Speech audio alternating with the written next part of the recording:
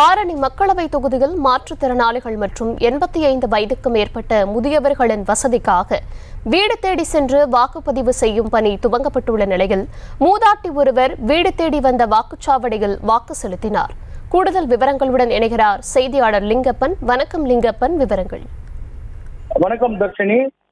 அதாவது ஏப்ரல் 19ஆம் தேதி நாடாளுமன்ற தேர்தல் அறிவிக்கப்பட்ட நிலையில் தற்போது நாடு முழுவதும் தேர்தல் பரப்புரை அதிகமாக காணப்படுகிறது. நாம் பார்த்துக் கொண்டிருக்கிறோம்.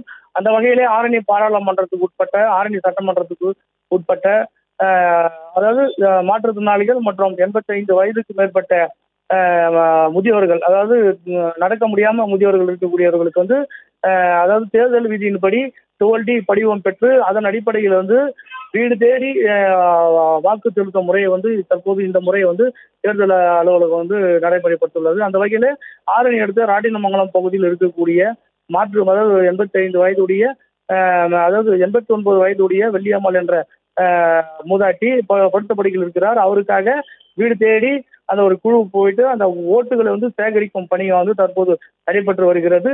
இந்த பணியை இதுவரை இல்லாம அளவுக்கு இப்பணி நடைபெற்று வருவதாக தேர்தல் அதிகாரிகள் தரப்புல கூறப்படுகிறது. தர்ஷினி, விவரங்களுக்கு நன்றி லிங்கப்பன். செய்திகளை உடனுக்குடனும் துல்லியமாகவும் தெரிந்து கொள்ள சப்ஸ்கிரைப் பண்ணுங்க.